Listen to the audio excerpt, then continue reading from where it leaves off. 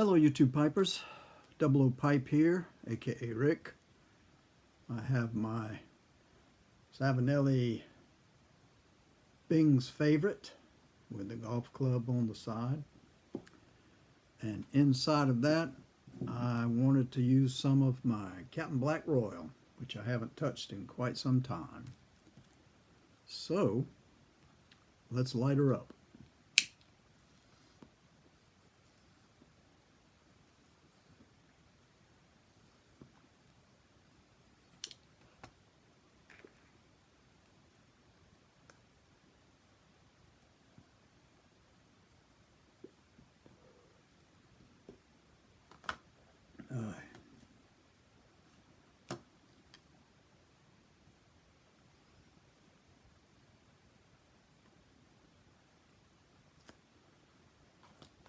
That's a good smoke.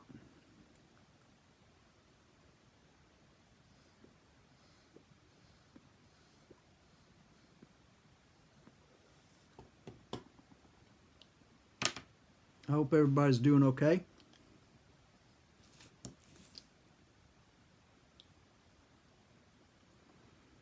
Have my beverage here.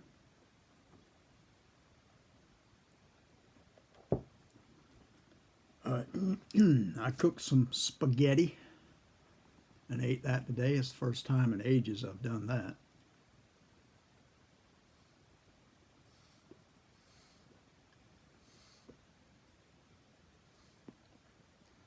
It wasn't bad, it wasn't great. I'm not a great cook. What can you do? So either that or frozen dinners or frozen pizza. And I was a little tired of frozen dinners and frozen pizza. I have a big tomato over there. I'm going to make a tomato sandwich later, or else tomorrow.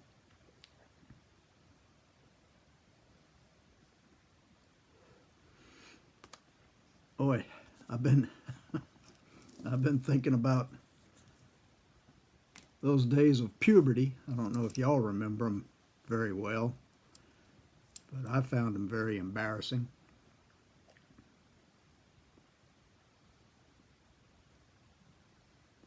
Just learning how to date. It was always a date with the parents because they had to take us there because too young to have a driver's license. Too young to know a lot of stuff too, but what can you do? You grow up at the pace you grow up. And my pace, I think, was slower than the average boy.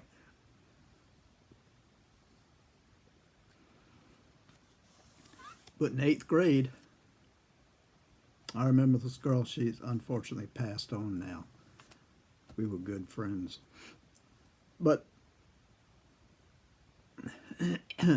it was new to me to ask a girl out. I'd already asked one out that I talked about last year sometime in the Ferris wheel. Oh Lord, that was an embarrassment. But it was that was probably 7th grade. This is the 8th grade I'm talking about now. And this girl, she was an extremely good-looking girl. Very popular girl, because puberty had really, well, let's just say she was busting out all over. And all the boys were just always around her. And I had asked her if she would like to go on the weekend, Saturday, to the lake where my uncle had a shack. And we used to go up there on the weekends and swim and ski and barbecue chicken or whatever we had at the time. And I was floored because she said yes. So I was floating all over the place after she said yes.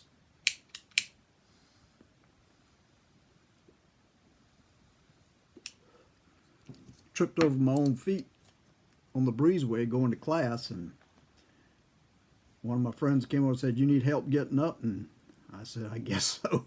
And he said, "What in the world was that dance all about?" And I said, "That was my happy dance." He said, "What you happy dancing about?" I said, "She said, yes." And he said, "What you talking about?" And I told him. And he said, "Boy, are you lucky." I said, "Boy, do I know it. We're going to a lake, and you know what that means?" And he said, "No, what does that mean?" I said, "You know, we're going to be swimming and stuff." And he said, "I don't know what you're talking about, Croucher."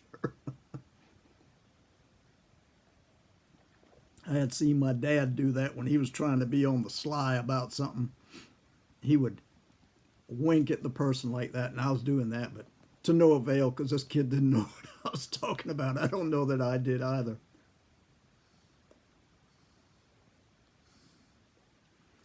At any rate,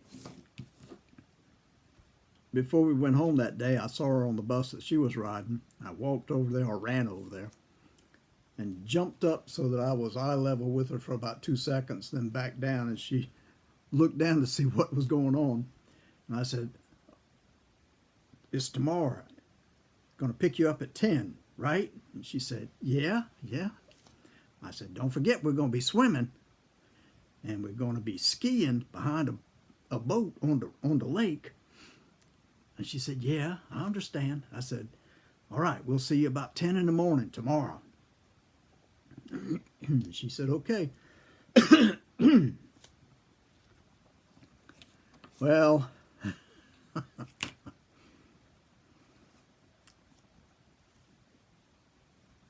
went home, and I was just all excited because I was going to be taking this girl somewhere, and I just couldn't believe that she was going with me because she was so out of my league, as my friend had told me. I said, "That may be so," but she said yes.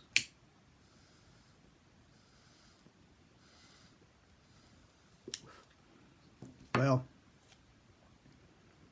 Dad agreed, and Dad said we would pick her up. We'd leave about 9:30 and pick her up. And we went by. Excuse me. We went by, picked her up. Took us about an hour to get to the shack, or the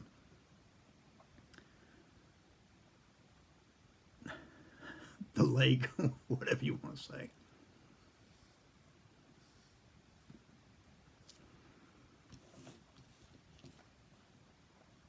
And Dad stopped the car in front of the building, and we got out. And she was getting out. I gave her a hand to get out, and I took her bag that she had, and we walked inside. And as soon as she walked through the door, my uncle, who was a sorry individual, oh, Jesus, sorry individual,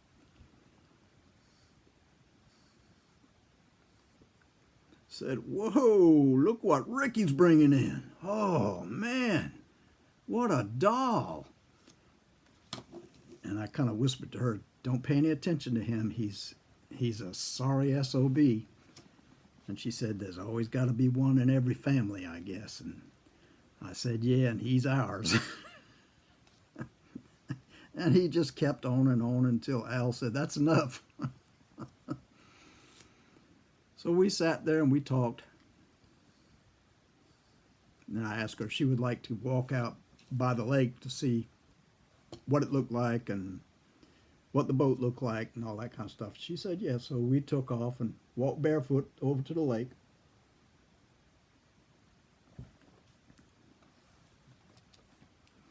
And we chatted and walked around, and it was just two friends. It's kind of fun. Put me at ease. And we went back to the shack. And as we walked in the door, they shoved plates in our hands, and we walked over and we got some barbecued chicken and some potato salad and some coleslaw, and went over and sat down. And we sat there for a while, ate that, and then people started playing bridge because we need to wait for a bit so the our stomachs would digest so we could go out in the water. Usually an hour, they said. And I looked at this girl and I thought, I can impress her, because this was a rite of passage now with all the guys. We started hitting each other in the arm to show what men we were.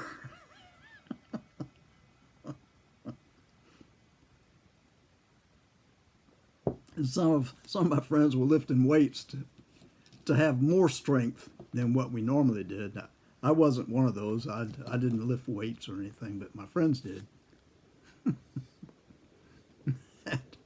One of them had some pretty bulky arms, strong, and he said, well, I want to hit you in the arm, Rick, and then you can hit me. I said, why? He said, that's what we do. I said, who? Who does that? He said, men. I said, where are the men? And he said, come over here. And I walked over there, and he lifted up his arm, grabbed my head, and shoved my nose into his armpit. And he said, that's what men are. And I said, you mean that smell? He said, no, you look at my arm. You see that hair? And I said, those two puny hair follicles coming out. He said, yeah, but there's going to be plenty more. And I'll show you where I've got really a mound of men's hair. And I said, no, thank you.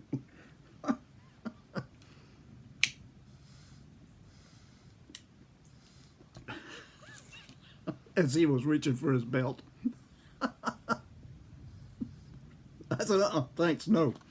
At any rate, this was what we as boys growing up were calling a rite of passage. So I thought I could impress this girl. So I looked at her and winked, and I talked to my dad. I said, Dad. He said, what's that, son? I said, I got a proposition for you. He said, okay, shoot. I said, I want to hit you right here in your arm as hard as I can. And then when I've done that, you get to do the same thing to me. He looked at me and this tiny smile came up on his face and he said, why would you want to do that? I said, because it's what men do. And he said, since when? I said, I don't know. It's just a rite of passage, I've been told, and that's what we do.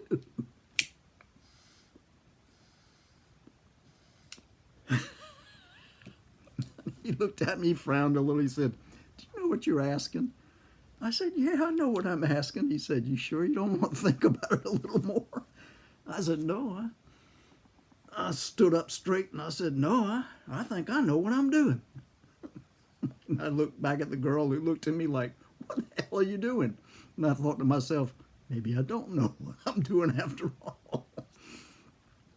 Well, he said, you sure? You think about this. Are you really sure that's what you want to do? You get to haul off and knock me as hard as you can in my arm, and then I get to do the exact same thing to you? I kind of, all of a sudden it dawned on me what I had done. And I sort of said, yeah. He said, okay. You just remember, you asked for this. And I kind of looked like I did, didn't I, to myself. And he rolled up his sleeve, showing that deltoid up here. And it looked like iron. He flexed a little bit and you could see all the strings in that muscle, and it just looked, with the sun glinting off of it, like steel. I had seen him not too long prior to this little episode when he had lifted the back of a Volkswagen up so somebody could work under it. That I should have taken a little bit more thought to what I asked. At any rate, he said, okay, I'm ready. And he just kind of stood there casually. And I walked up to him and I just reared back as hard as I could. And I had that fist and I went, wham! It was like hitting a wall. And I was doing this. I was going, oh, jeez. And he said, okay, my turn. Well, I rolled up my sleeve too. And he said, get ready. Are you ready? And I said, I'm as ready as I'll ever be. I was like this, as tense as I could be. And all of a sudden, bam, a wall hit me. And I crumpled up on the floor. And I looked around. And he came over from where he was, because he had knocked me from where I was against the wall on the side over there. And my uncle the whole time egging me on, you know you want to hit your daddy, go ahead and do this, do it. Sorry, individual.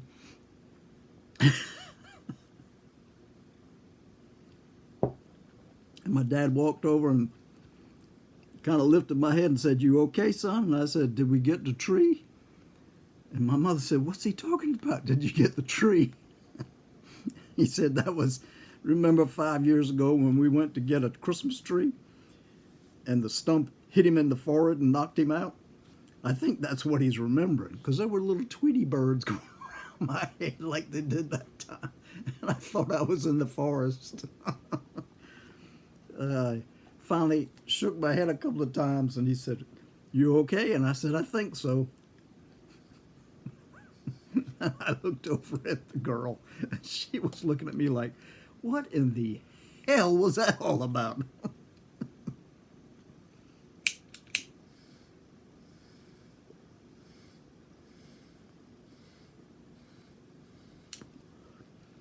And I was thinking to myself, I don't know what the hell that was all about, but it didn't work to my advantage like I thought it would. Because I certainly had not impressed her any at all. So anyway, after I sat down and kind of regained my consciousness, my dad kept looking at me to make sure I was okay. But he had warned me that what I had asked for is what I would get. And he gave it to me. And everybody kind of calmed down, and they said, well, anybody want to go out to the lake after all that? And everybody said, yeah. So my aunt said, there's a room back there where everybody can go change into your swimsuit. And I thought I was pretty smart, because all I did was take off the pants I had on, because I had my swimming trunks on under them, and I was ready. And the girl that I had brought went back to that room.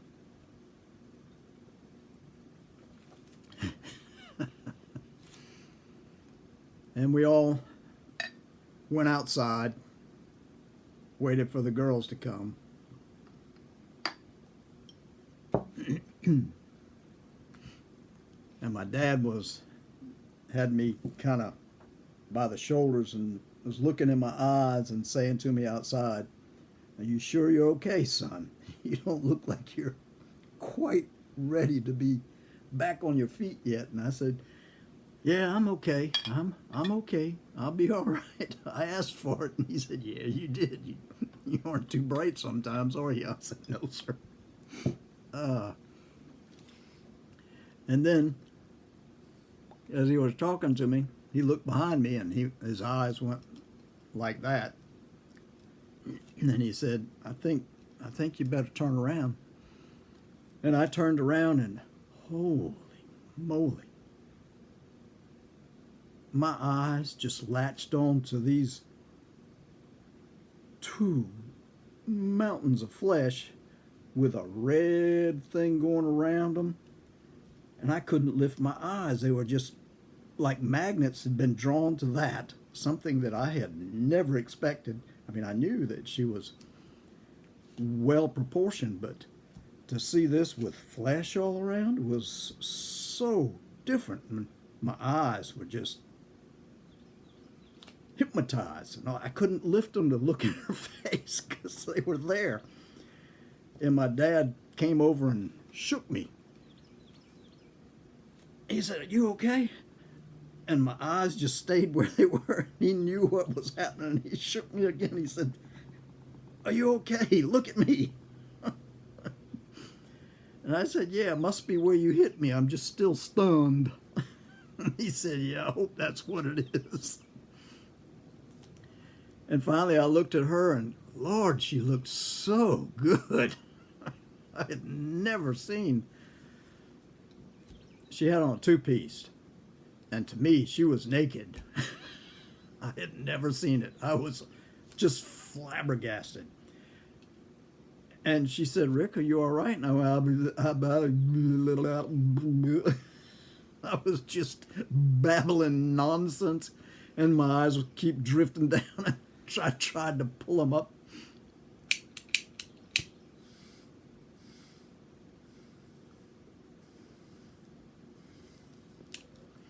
All that time we had spent together before we ate was just forgotten, and I was just a kid tripping over my own feet because I couldn't take my eyes off of that figure. I was a horny little boy. At any rate, she smiled. She, I guess, had become accustomed to that kind of thing, but I don't think she was accustomed to being ogled so strongly because she had on a two-piece bathing suit. But whoa. And my uncle, the sorry SOB that he was, the things he was saying, I said, "Please, please ignore him." And she said, "I will, I will."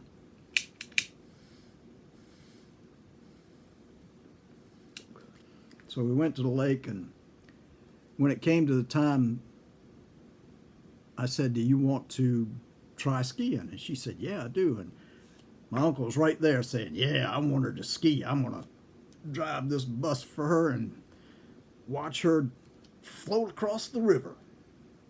And I was thinking to myself, "Yeah, I'm sure you will, you SOB."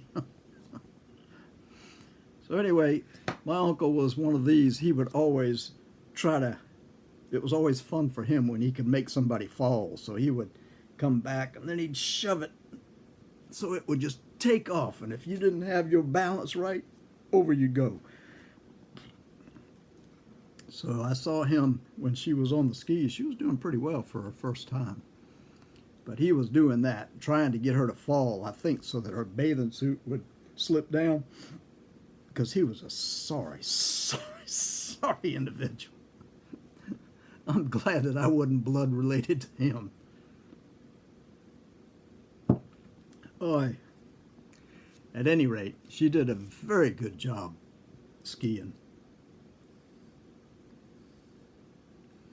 And the rest of the time I was so embarrassed about my actions and didn't know how to talk to her after the reaction that she got from me. I was just a flabbergasted teenager who had absolutely no idea how to act around this beautiful woman. Because that's what she was. Way out of my league, as my friends had told me. And I knew it. I knew it then. At any rate,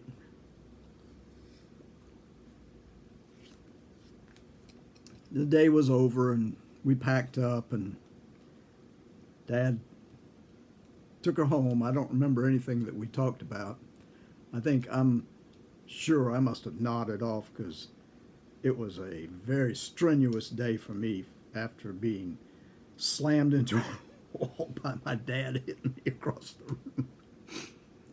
And then it was like Evil Eye Flegel, just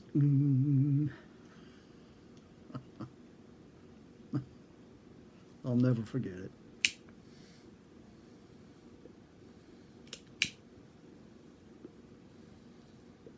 At any rate, Dad took her home. I don't know if he lectured me or anything, because I don't remember anything after that. And we never went out again, but we stayed very good friends. She was the one who informed me, she was on the board or something, that informed me I did not get into the honor society because I didn't have the character that they wanted for honor society people. And she stood there and told me that and cried. She was a very, very nice person.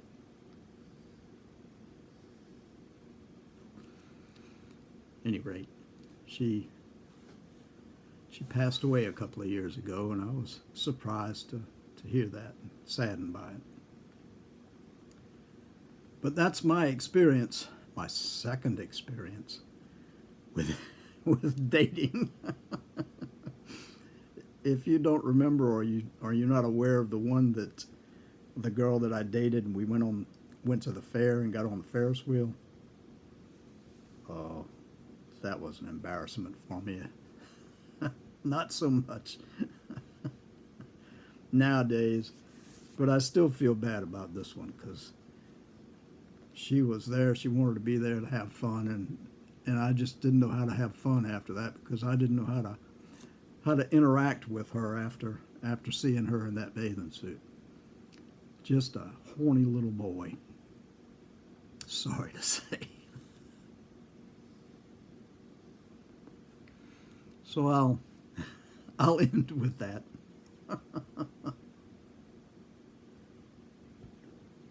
Another one of those memories that I'll never forget.